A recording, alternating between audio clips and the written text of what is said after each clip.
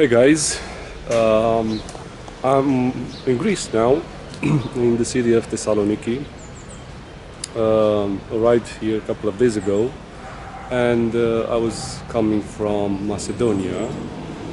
Pretty interesting. I passed the border with no problems. I thought that I'm going to have some kind of problems, given the fact that from Montenegro, I was passing the border to Albania with no visa over the mountains.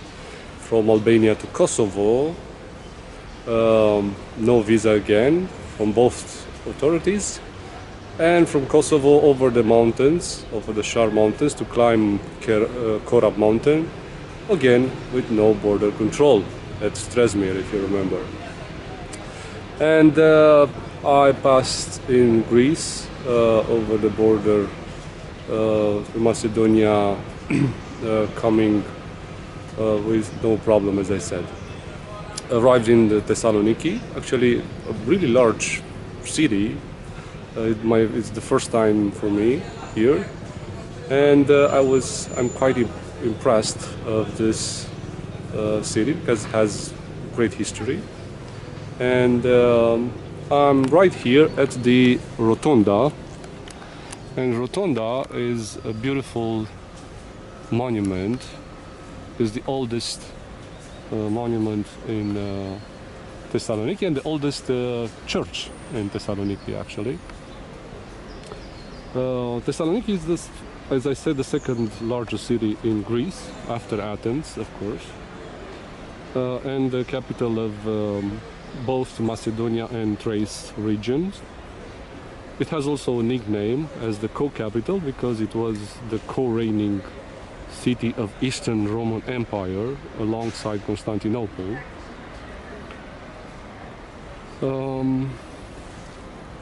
The city has in the western part the delta of Varda River. You remember the Varda River from Skopje, and not only.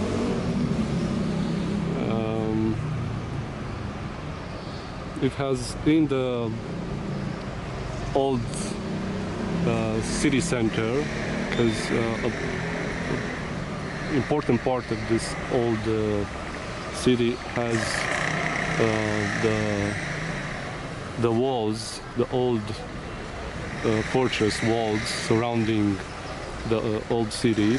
Has about 325,000 people inside, and the whole city has about 800,000 people. And the entire metropolitan area, it's over 1 million from 11 million that the whole country of Greece is inhabited.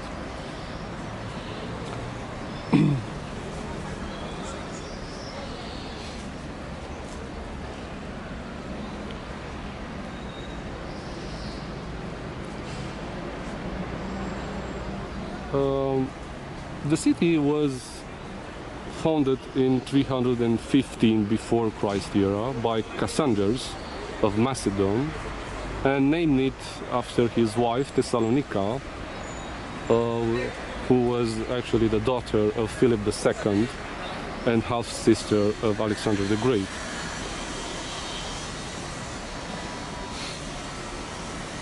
And coming back to Rotunda, as you can see, it's a massive circular structure with a masonry core. It was built in 306 Christ era. It was first intended to be a mausoleum, or probably the burial place of Galerius, the Roman emperor that erected it. It is believed that could have been also built by Constantine the Great. But nonetheless, it was built at the transition between pagan religion and Christianity.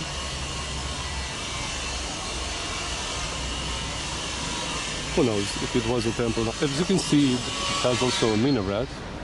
In 1430, the city was conquered by the Ottomans, and they transformed her in a mosque in 1590, and then they added this minaret, which today it's, as you can see, it's with iron belts to secure the stability, and functioned as a minaret until 1912, when the Ottomans were banished out of the city.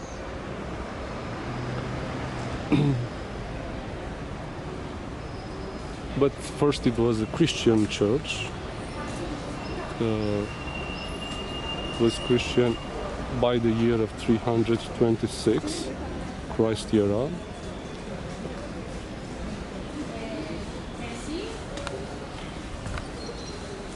We just go inside to see the beautiful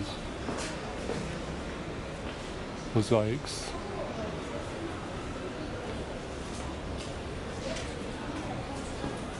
Today it bears the name, and it's under the patronage, and the patron saint is Saint George, the same one that the nearby church has the same patron saint.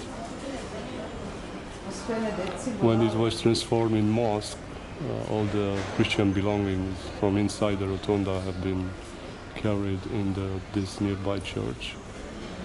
So this is the reason that they preserved this name.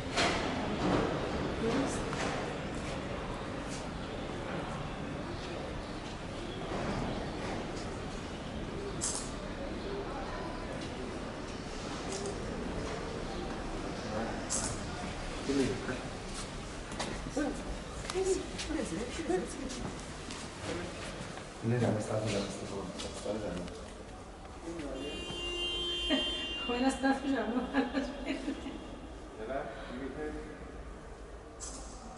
Ci può dare? Ci può ci? Mondello.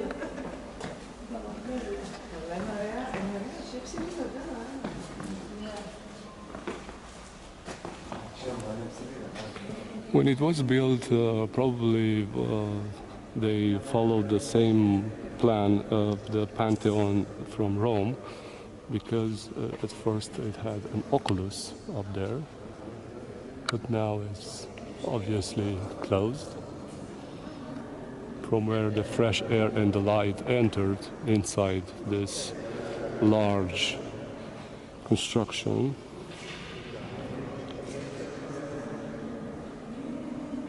The walls are really thick. They have like 6 meters thickness.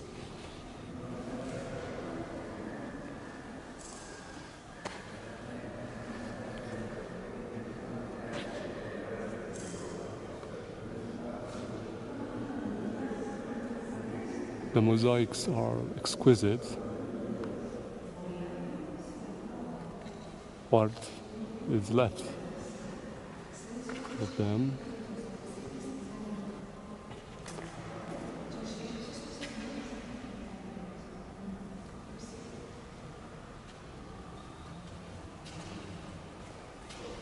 Here we can see also animals, fruits, birds.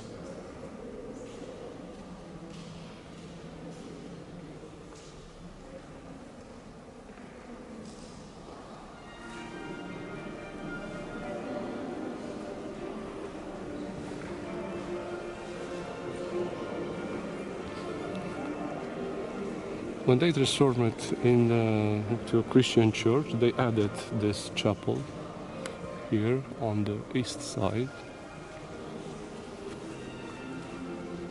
Today, the whole building is used as a museum and exhibitional purposes, but the Greek church still has some activities inside here.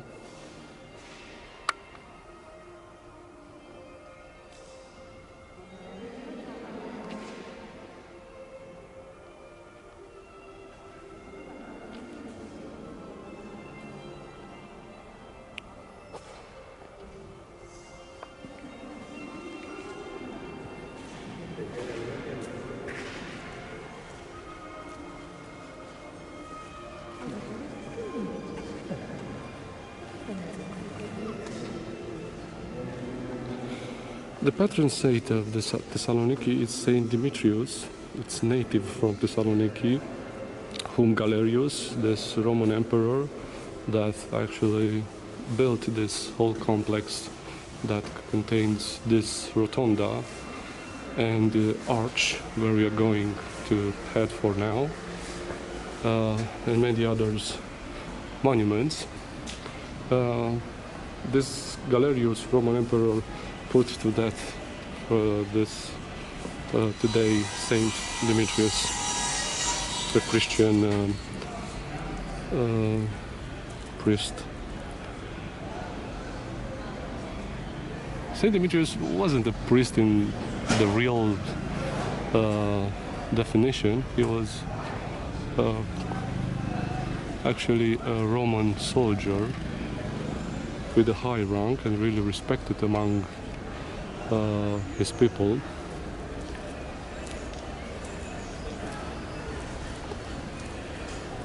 And Galerius, when the Roman Empire was divided in four, he was one of the emperor of the Tetrarchy.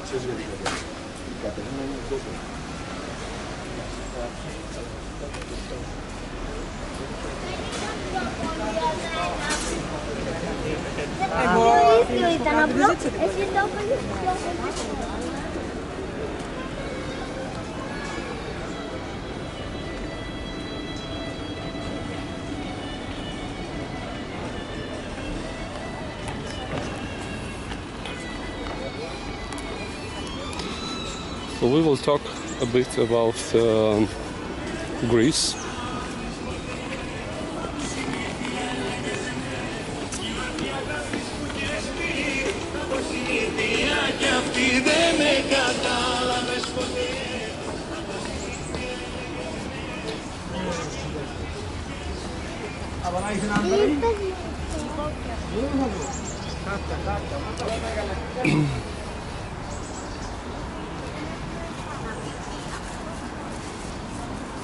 The whole region of Greece, it's known to have been inhabited for a really long time ago, but the first civilization was pre-Greek, Cycladic and Minoan.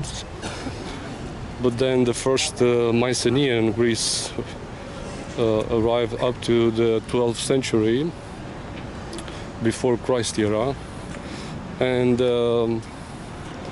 from the 12th century up to the 8th century before Christ era, it is what is known to be the Dark Age of Greece, when no written documents or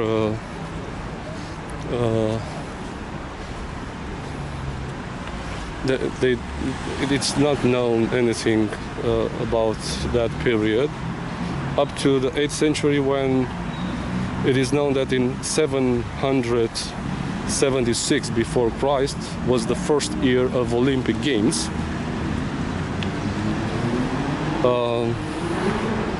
Still in that time it's believed that Homer wrote Iliad and Odyssey. Also in 508 before Christ era was the first form of democracy in Athens, and in the year of 500 before Christ era, Persian Empire was controlling the whole territory. In 480, 479, there were some victories over Persia, and at Plataea, Mycale and Salamis. And after that there were like 50 years of peace, known as the Golden Age of Athens. But after these 15 years followed the Peloponnesian War between 431 and 404 between Athens and Sparta. And now we are coming up to the Philip II, Macedon, who was the first king that succeeded to create the League of Corinth, or the Hellenic League, uniting for the first time Greek world.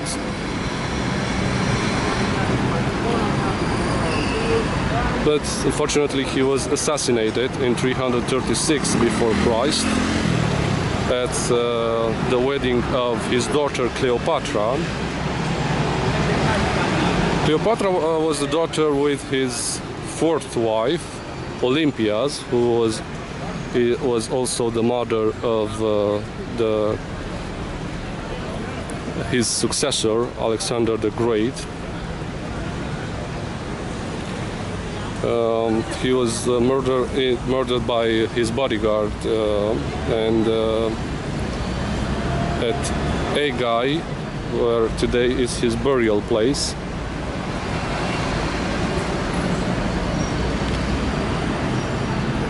He had, Philip II had 7 wives and 7 children. 6 years later, after his own death, Alexander conquered the whole Persian Empire. Alexander dies at 33 years old and leave as legacy the largest Greek empire ever that stretched from here, from Greece up to India. After the death of Alexander the Great, the whole empire collapsed, and Romans in 168 at the Battle of Pydna conquered and defeated Macedons, transforming the area in Roman province. The whole Greece was included in the Great Eastern Roman Empire, or the Byzantine Empire.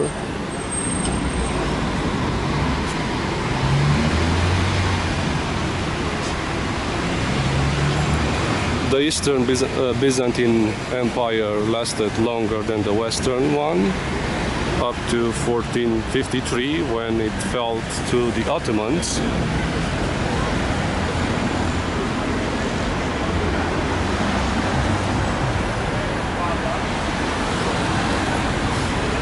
Then in another important event of the Greek history is the Greek War of Independence. Took place in 1821 up to 1832 with the help of Russia. It happened like also in Serbia. We talked about the uprising of Serbian people in early 19th century at the video log at the Skull Tower. In this war also intervened France and England, because as always there were economic interest involved. In 1827 was the first Hellenic Republic born, and in 1975 became a democratic and republican state. It's NATO's member since 1980s, and in 1981, what is today EU became member of today is European Union. The whole Greek has the longest presence in the Mediterranean Sea, and it has about 227 inhabited islands from a total of almost 6,000, where Crete is the largest one.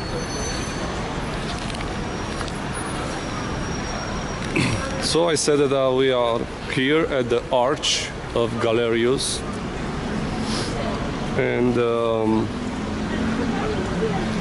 this one was built to celebrate the victory over Persians. As you can see,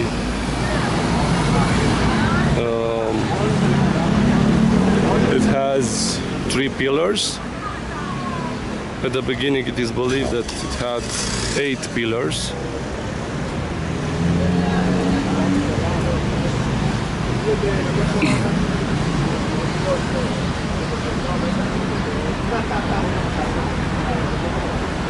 There are some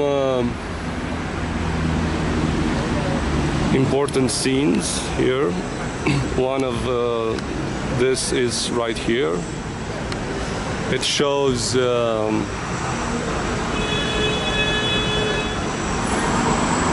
Emperor Galerius fighting Narses, the Persian, even if they never met in battle.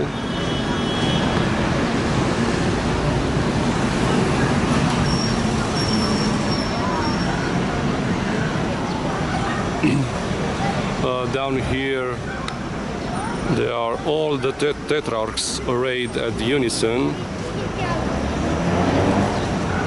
and the victory wreath is put over his head.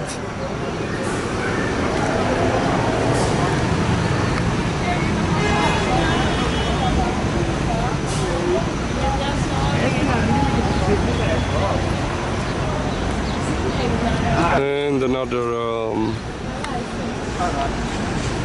scene is about the whole family, the imperial family, at the sacrifice of Thanksgiving.